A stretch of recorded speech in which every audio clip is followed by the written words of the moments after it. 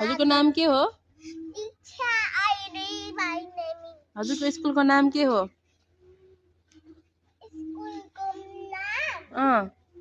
यता हेरेर भन्नुस् त।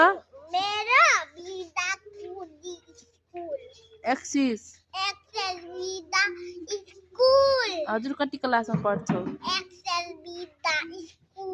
नर्सरीमा पढ्छु भन। नर्सरीमा 4 घण्टा मैले कार्टुन हेरेको टिभीमा मेरो आँखा दुखिरहेको थियो। हजुरको शुभ नाम के हो? दीक्षा आइरी। नमस्ते भन। नमस्ते मम्मी। मेरो नाम दीक्षा आइरी हो भन।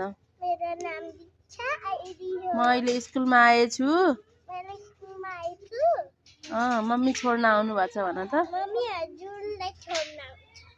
मम्मी म बाबुलाई छोड्न आएछु। फ्रेन्ड्सहरूलाई पनि मम्मीले छोड्न आउँछ। हो माया गर्न।